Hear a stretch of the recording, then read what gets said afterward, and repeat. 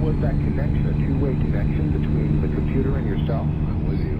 you would have immediate information immediate access to all information that existed on the planet. All information that existed throughout time. You'd be omnipotent, yes? Yes. And so you wouldn't have to go to the books anymore to look up anything. If you want someone's telephone number, you didn't have to call direct your assistant. You just have to think about it. Boom, it would be there. After a certain period of time, with this data being downloaded into the computer, after being filtered through your brain and your emotions and your way of thinking, the computer would start... It would be you. It would essentially be your psyche, a duplicate of you. It would be like having an identical twin and being telepathic. And after a while, you would not be able to tell the difference between its thoughts and your thoughts. And if one day your physical body was to die, your consciousness would not lose a blink. Now there's where I'm a little bit lost. In other words, my consciousness is a singularity, and even if I were able to duplicate that consciousness that was running in a very fast processor with tons of storage, the size of a display screen, that would be also a singularity, identical perhaps, but... It would be a singularity if the two of you were not linked in a real-time fashion. The soul... It would be as if you were to have... I see what you're saying. It would be as if you were to have, a wall of light bulbs, and one of them was to burn out. The light would not go off. It would be no more of a trauma to you, to your psyche, than closing one eye. Doctor, doesn't this one bother you? It kind of scares me. It does kind of scare me. Well, we finally have up to something. I'll tell you what even scares me more. What? Is that I'm talking about the soul catcher technology, and that's kind of science fiction. But I'm reading about IBM having the IBM 2020 neural implant chip, which supposedly is already being tested in people. I've heard this myself. It's true? Well, I don't know. I've gotten it off the internet, so it's as true as the internet can be. But there are, in fact, technologies that are going on that are implanting computerized chips, designed to implant computerized chips into people that's ostensibly for enhancement, but has a tremendous downside potential for evil. And I talk about the ID technology that they're putting into dogs and cats, now your pets. Oh, no, that's been going on for some time. Well, now they're getting ready to do it in people as well. They're saying that, gee, wouldn't it be nice if you could carry around a chip underneath your skin that has 256K?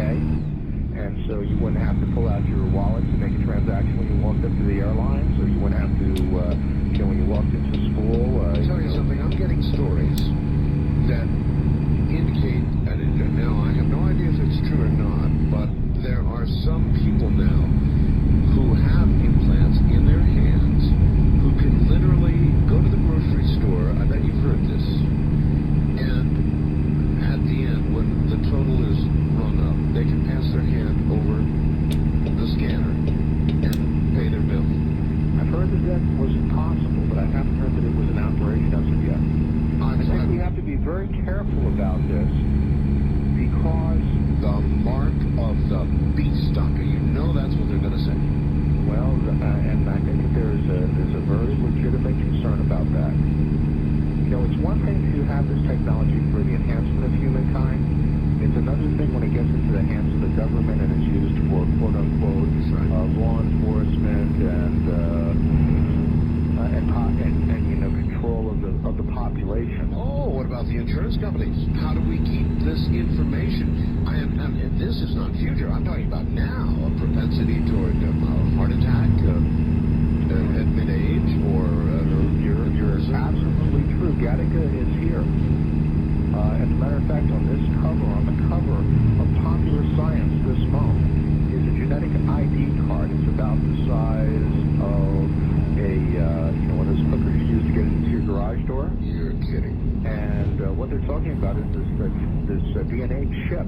You put one drop of blood on it, just like you would if you were diabetic to have your blood read, or cholesterol readers. Yes. And this thing will type your DNA, and it will, you just plug that information into a computer, and it'll tell you exactly what your propensity for any disease is, any time in your life. And you know as well as I do, the popular science is rarely wrong, and they're only usually a few years ahead of the curve. Well, if I were an employer, that would be invaluable for me. It's great for employers, but what does it do with For regard employees. well, for the employer and For the genetically challenged. The genetically challenged. Well, I think underneath it all, we're all genetically challenged. But some more than others, and the genetically challenged, those who are going to have a heart attack at an early age, or contracting cancer, or whatever. Well, let me just speak to that for a second. Yes. See, there's always two sides to everything, and that's the bright side of anti-aging medicine. It is, but the bright side is a few years down line from the darker side that we have now. Yes. Well, not really. Not with regard to genetic testing. You see, genetic testing can be a problem for insurance and for the individual, and I'm very much against this being in the hands of the insurance companies. I believe that this is a very private information. It should be specifically in the hands of the individual. But the bright side is if you know what your genetic endowment is, you can beat your genes. I was born with the genes to have a heart attack by the time I was 42. Really? And I was able to beat it through very reasonable interventions. My dad has first heart attack at age 42. I have type 4 hypertriglyceridemia, and that's a fancy name for very high cholesterol, very high triglycerides, and very low HDL, which essentially is a heart attack waiting to happen. So what have you done? Well, I found out about when I was 25 in medical school. And you must have had a bad day. Well, medical school was one long bad day. I don't recommend it to people who are not masochistic at heart. But anyway, medicine is a great profession. I don't mean to smudge it at all. But it's a very hard one. You have to really be dedicated to put in all the time. But I found out about this when I was 25, and I took steps. I started taking thyroid, which can lower cholesterol. I started taking cholesterol-lowering agents, things as simple as additional fiber, vitamin C and vitamin E. I started exercising a little bit more, and my arteries today are whistle clean. And they should be clogged as heck, but they're not. But they're not. So genetics is not everything, it's just one pointer. Well, we used to think genetics was everything, and then maybe 10 years ago we started saying, well, genetics is only 50% of the equation. The more we learn about early diagnosis, the more we're finding out we can beat it. And now the best times are saying genetics are maybe only about 30% of the equation. 70% are in your own hands. All right, well, in that regard, I feel sorry for the American public, because I feel sorry for myself. Things that I always thought were bad for me, the news tells me are good for me, and things that I thought were good for me, the news tells me are bad for me, and then 2 months later they reverse themselves. That's right. And it's very frustrating for the average individual to know what's right and what's wrong. Well, that's why I'm inviting you to come to the world's largest anti-aging expo and get the straight story from the people who are doing the research, rather than from your media answer men who give you the story of the moment. I don't mean to be glib there, Art. I'm just trying to put in a plug for the Academy of Anti-Aging. I understand. Exercise is good. Exercise is bad. I could go on through the list. Milk is good. Milk is bad. The problem is this. Unless you have sources of information, unless you have at least 3 or 4 independent sources that are not, that are truly independent, that are not being paid by the manufacturer of a drug or of a product to say nice things about it, you have no idea what the research means. And when the media reports a study, they don't look at all the studies out there. Do you remember last year when the media was saying that vitamin E might be bad for us? Yes, I do. And then they said vitamin E is good for us, yes, and it's bad for us. That's right. What they're doing is, there are 4,000 published studies on vitamin E. Last time I looked, actually there's more than that, but let's just say there's 4,000. Well, somebody comes along with a new study that is sensational, and the media will jump all over that as if that's the one and the only study that exists. You have to look at the entire landscape, and The media is really guilty of sensationalism beyond any limits and not having a studied view of the issue. Well, you're correct about that. They only report the latest news, and that turns out to be an incredibly frustrating experience. It's really a disservice to the American public because the public can't sit there and read the 4,000 reports, but the media does have access to report on the law.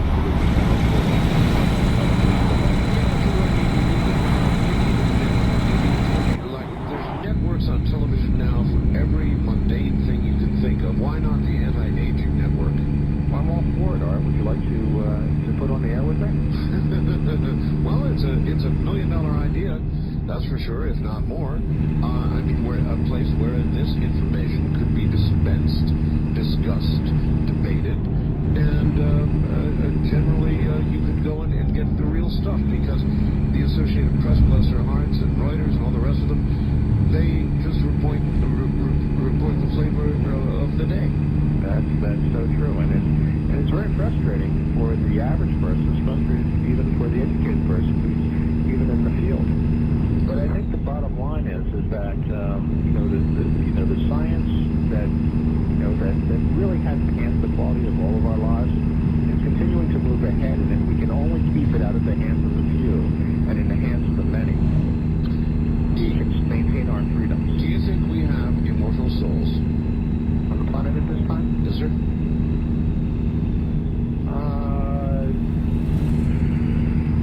I see no evidence of that. That's a trick question, of course. You see no evidence of that. I see no evidence. But when you say immortal souls, you're talking. Excuse me. Let me clarify the question. Well, you're talking about a spiritual immortal soul.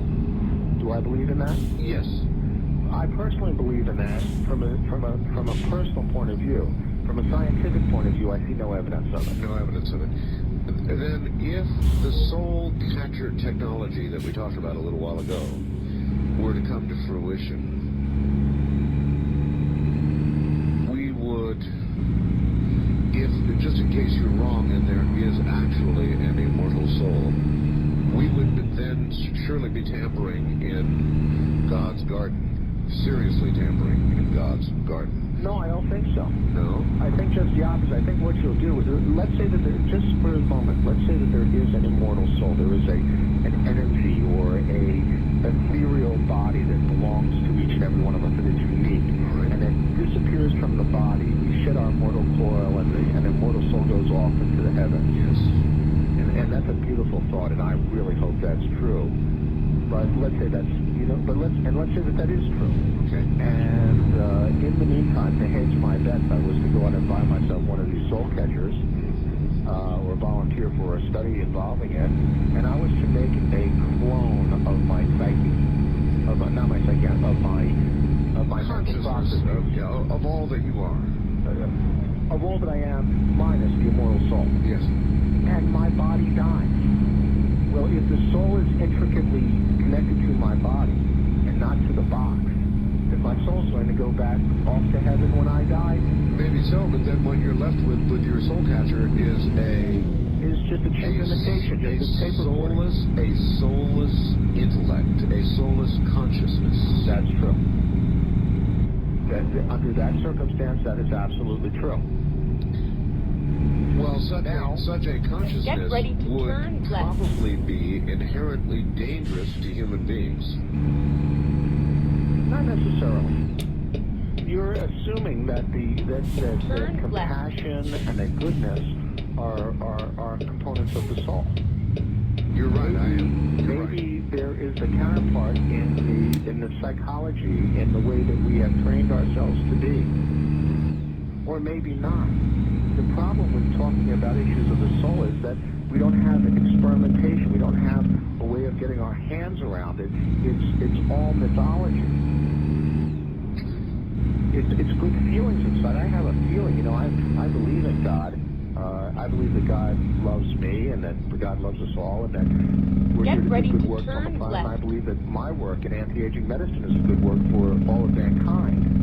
And I like to believe it's perhaps even inspired at some time. do you believe that that's only a feeling? I don't have evidence to support that. Do you believe that to go ahead with these kinds of technologies, that other people would believe that, or do you believe that you would essentially be in the position of the abortionist and your life would be in grave danger?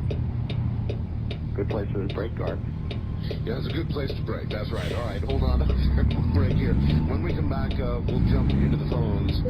Plenty of food for thought. And as the doctor said, a good place to break. It is indeed a brave new world, isn't it? Dr. Ronald Klatz, one of our nation's leading authorities on anti-aging and possibly, eventually, immortality, is my guest. Coast to Coast AM underway.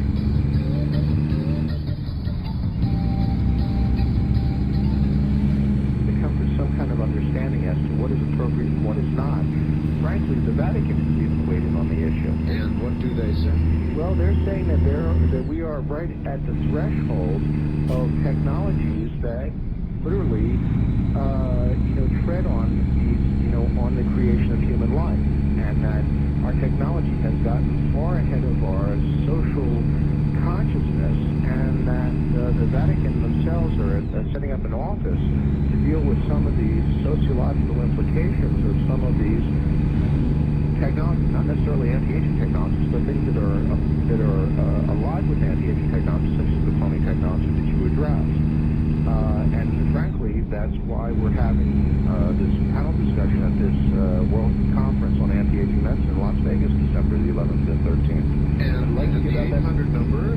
Thanks, Art. The 800 number for your listeners, and there's a special deal for our Bell listeners. Really, if they become a member of the American Academy of Anti-Aging Medicine, we'll let them in for free to the exhibition hall with over 200 exhibitors, and we'll give them a very special price of coming into the main conference if they want to do it. And the 800 number is 800-634-6133. There's going to be 3 days worth of conference on all aspects of anti-aging medicine, everything from testosterone replacement to Viagra to organ repair to transplant to DHEA melatonin, estrogen therapies to laser therapies. I mean, the latest and the greatest in medicine is all there under one roof, and we're expecting about 3,000 of the world's leaders in the field of anti-aging medicine to attend this conference. December 11th through the 13th. Right, and we hope to have a representative from the Vatican. John Glenn, by the way, will be winning the Infinity Award, which is the highest honor of our society, for his work that he's doing right now in space on researching human aging. And Art, I really hope you're going to be on this panel with Dr. Seed and with these other people from Harvard and from major universities around the world discussing these important issues, especially human cloning, issues of immortality, ways of, what the social implications are of cryogenic freezing, of, freezing your body for future generations. Oh, I want to ask you about that. So, this is an entire new paradigm of healthcare. It's an entire new way of looking at life. And it raises so many important issues. And we need someone with your statesmanship kind of do they really want these kinds of questions? Turn left. Well, I think so. I think that the American Academy of Anti-Aging Medicine is probably one of the most forthright medical societies on the planet today, and our membership wants to address these issues, and they want to deal with them.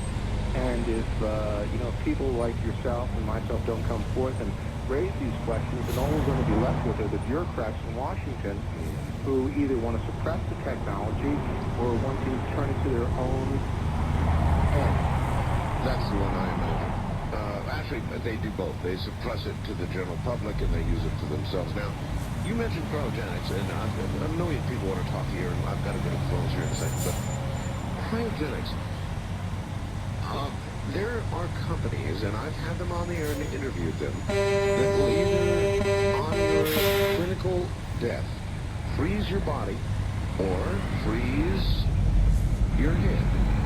And they will do this with an eye toward cryogenically preserving you and then bringing you back in 100 years when whatever it was that was killing you or killed you can be undone. That's true. Now, there are probably about 5 commercial organizations out there that are doing this right now. I believe there's over 700 people who have signed up for just one of these company services. well, there are people out there who suggest this kind of thing is a rip-off, and it's just a way for these companies to make eternal incomes. Is there any real chance in your mind, of course they deny it completely, is there any real chance in your mind that such a thing could be possible? Well, you know, you're going to, in Vegas, you're definitely going to lose if you bet against the future of technology. Yeah. Let me tell you where the technology is at right now. There is a thing called suspended animation surgery, which we are doing on thousands of people a year. Oh, I know. And what we do is we essentially put them on a heart-lung bypass pump. We drop their body temperature to about 40 degrees Fahrenheit. Yes. We suck all the blood out of their body. We replace their entire blood volume with saline, which is salt water. Yep. And not only does their heart stop, but their brain waves stop, and there is not a drop of blood. Well, I guess there's a drop of blood, but not much more than a drop of blood in their body. They are dead. They're dead. Dead as a doornail. And, you know, and they're like a lox on a platter. They are cold and dead. And they're kept that way for 45 minutes routinely and up to 90 minutes in some countries. Oh, my God. And they recover. And the recovery rate after these extensive surgeries, this is really for the most serious of surgeries, mostly brain surgery, some heart surgery. The recovery rate for these people is about 98%. They lose very few people. And so these people have been dead for up to 90 minutes as a matter of routine. And that is like that's kind of like just the first inklings of what cryogenics is all about. During that 90 minutes, where are they? Good question. Very good question. The people are under anesthesia. They don't remember much. There's not a lot of this out-of-body experience reported. No. No more than with normal surgery. But it's a good question. Where are they? Because there's no brain waves. There's no heartbeat. There's no nothing that would give you any indication this person is still alive. But still, they're brought back from the dead. It's certainly a step below cryogenics, to be sure. Now, the same technology is in animals has worked up to, I am told, I'm reported up to 8 hours in dogs. And the obvious implication is for 8 hours. 8 hours. 8 hours. 8 hours. A dog dead, its body temperature down, flat brain waves for 8 hours, and it comes back? That's correct. Whew, I've never heard that. Now, I saw the one thing on 60 Minutes, which I thought was fabulous, where it was about a 40, 45-minute operation, and the lady had a brain aneurysm that, had they operated on it, it would have burst and killed her. Right, that was Welcome Back, Mrs. Cotter. That's right. Anyway, she was gone for 45 minutes, and they removed the blood. The aneurysm collapsed. They went in, did the surgery, sewed her back up, put the blood back in, without any other, without the paddles or anything else. Her heart began to beat. The brain waves picked up, and here she was again. That's true. And they've done this thousands of times, so this is even routine now. But the next step will be to be able to take this technology and extend it out for perhaps days, and then ultimately perhaps weeks or months when that happens, when they're talking about hibernation for people. Well, NASA has some interest in this. In other words, if we are to ever traverse light years, we're going to have to essentially put people in some sort of suspended animation. And you're telling me that might indeed be possible. That may be possible. Now, what the cryonicists are talking about is something that's really a separate view beyond all this, and they're talking about taking people and freezing them solid in liquid nitrogen vats and big thermos bottles of liquid nitrogen. Right. With the belief that the technology will be such 100 years into the future that we'll be able to overcome almost any damage that has been caused by the ice crystals that are created by this process. Is that a fair bet? I'd say it's a long shot, but it's not an impossible bet. And I guess that technology, the preservation part of it, gets better. Exactly what we're doing now, and anti-aging medicine is trying to put an end to that form of aging, and we're really trying to put gerontologists out of business by putting an end to old age. And so it's not a question of how old you are, It's a question of how old you feel, and you should be alive and happy as long as you want to be. Let me ask you this, and this is really a sensitive area. Let's say that we achieve 300 years as an average lifespan. Okay. And that the quality of life during that 300 years is good. Okay. What about doctors divorcing? What about those who during that 300 years, gift from science and medicine and people like yourself, people decided they were going to or wanted to opt out? Would you be in favor of physician-assisted suicide? Okay. I think that people should have freedoms over their body. I think that their body should be their own. It should not be property of the state. That their genetics should not be the property of the state, and their lives should not be the property of the state. It should be themselves. And if we had a world where people could live a long and fruitful life and decide to check out when they were bored, that would, I think, be rather ideal. Boy, you've got some road to go down, I'll tell you. Realize that, medicine as we know it today, at least the Hippocratic, the Hippocratic model of medicine has been around probably, Galen, at least, since the time of Galen. So, the modern medicine, or not modern medicine, but our model of medicine dates back to pre-Christian days, many hundreds of years pre-Christian days. And it's only been very recently that physicians have not engaged in assisted suicide. Well, actually, behind the scenes, they really still do. It happens every day. It does. It's rather gruesome, though.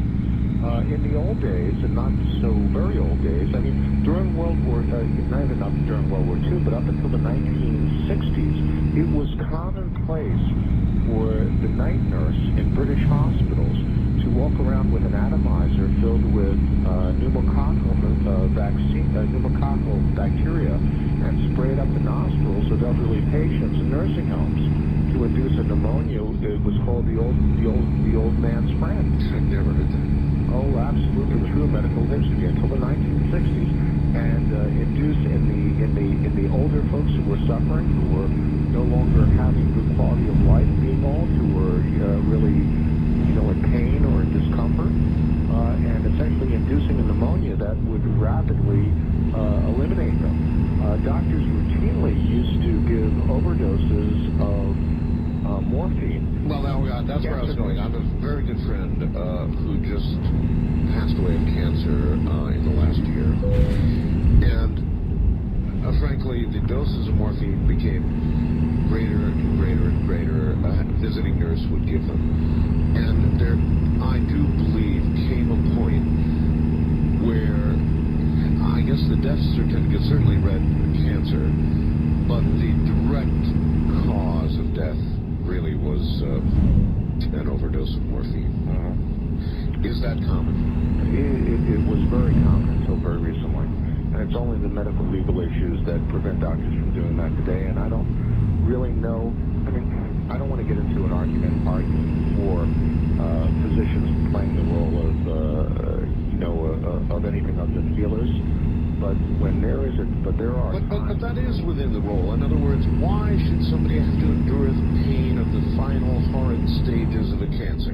Bingo. That's the point. And there are a lot of people saying that we're under-medicating, that physicians are under-medicating, and they're doing it because of the damn DEA. Bingo. You're absolutely correct, Art. And that's another issue entirely, and it's a huge disservice to the American public. What do we have to do to get that changed? Well, I don't want to say the word that begins with an R. Oh, the R word. Yeah. It would be that serious? I mean, can't there be some sort of social change short of that? It would take a lot. You see, the drug industry or the anti-drug industry is so inculcated in the U.S. government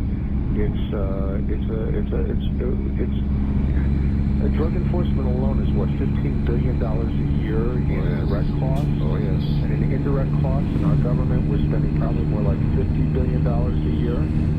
That something like 75% of those imprisoned in this country are imprisoned on drug-related offenses. Physicians are so afraid to deal with narcotics or anything associated with drugs for fear of losing their license or being imprisoned themselves, that they let thousands if not tens of thousands of people suffer needlessly. Yesterday was election day, and here in Nevada we had something called Proposition 9. Nevada is one of the toughest states. Marijuana possession can get you a felony conviction. It's very serious. And by 58%, I just learned, we passed Prop 9 for medical marijuana use in Nevada. Absolutely an astounding result. Other states are passing it as well. And there is this incredible struggle now going on with the federal government. Do you have any comment on that? Well, I think it goes back to this issue of control over our bodies. The government wants total control over, God, I don't want to get into this, Art, but I'll do it for you. And this is just my opinion. I am not speaking for the American Academy of Anti-Aging Medicine either, so, I want to be very clear on that. But it's my opinion that we live in an age where our government wants to control, us to such an extent that they think nothing of controlling our health, controlling our education, our destiny, and this is just an outgrowth of it. And there are certain things. One's health certainly should be in one's own hands, but we've relinquished that control, and that's why we suffer from all these ills of a healthcare system that frankly doesn't work. Your doctor, by the way, is not working for you anymore. Your doctor is more likely working for your insurance company, because your insurance company pays his bills. And when you stop paying your doctor for health care services, you stop having a doctor. Your insurance company has a doctor, not you. I have personally spoken with a number of general practitioners who are scared to death of the DEA. And they'll be quite frank with you while you're alone with them. They'll say, look, I'd like to be able to do this, but I can't do it because they check my records and I could lose my license. Yes, you're on computer. And the pharmacist is on computer, and the DEA can pull up your record in a moment's notice. And state licensing boards think nothing. As a matter of fact, they thrive on yanking the licenses of doctors who fall out of step with the quote-unquote established norms. And so if you have a compassionate physician who writes for too many pain pills, and they could all be for completely justified and reasonable reasons, he's going to get investigated at the very best. And I've known doctors who have had their licenses yanked for the most minor irregularities, or really no irregularities at all, just trying to practice medicine in their own, according to their own conscience. So people in final stages of very painful cancers cannot be treated properly. Doctor, we're at that point. I always ask guests in this last hour. I've got one last hour of the program. It's all yours if you want it, but I need a decision. Sure, Art. For you, happy to continue. All right, my friend, one more hour it shall be. Good morning, everybody, from the high desert. This is Coast to Coast AM.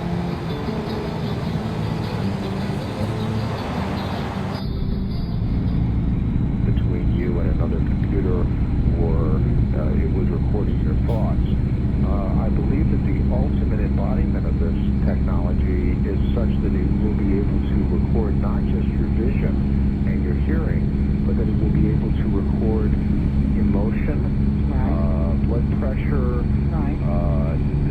maybe tactile sensation, and ultimately perhaps even states of consciousness. I don't know whether we're anywhere near the point where you can have a device that can read your mind, but there's certainly are technology out there that can read whether you're agitated, happy, sad, etc. Well, what I was wondering is if, you know, you can change your attitude, which can change how you feel and how you are. So, if you were consciously or subconsciously trying to do that, could that pick up inaccurate information, although it really wouldn't, because that's how you are at the time. That's how you are at the moment. And I believe that the purpose of this is to record literally a lifetime's worth of thoughts, feelings, and experience. So even if you were that way for a moment and you were making pretend, that's not the way you're going to be throughout your entire life. Right. So what are they going to do with all of these downloaded thoughts and moments of people? You know, that's a very good question, ma'am. And one horrid little answer is, if you think you liked the last movie that you went to, imagine being able to plug into somebody else's life, especially the high points or the low points. What do you think, Doctor? I think you're absolutely right, Art. I think that's the potential of these technologies, is to literally be able to experience someone else in a very personal and intimate way, a way that you may not want other people to experience your life. That's exactly right. All right, Wildcard Line, you're on the air with Dr. Ronald Klatz. Good morning. Good morning. Where are you? This is Mary in Marysville. All right, Mary. Hi, Doctor. Hello, Art. Hello. I don't mean to sound disrespectful, Doctor, but I have a question. If we extend the life of people by, say, 20 years, have you considered the impact on the world, specifically how would we feed and house all of these people, considering we cannot now, for whatever reason, seem to house and feed everyone now? You've asked the best question, the best question that I've yet been asked, not just tonight, but Thank you. Overall with regard to criticism of anti-aging medicine. The only criticism that I have heard leveled at the concept of anti-aging medicine is the potential issue with regard to world population, and this is how I answer it.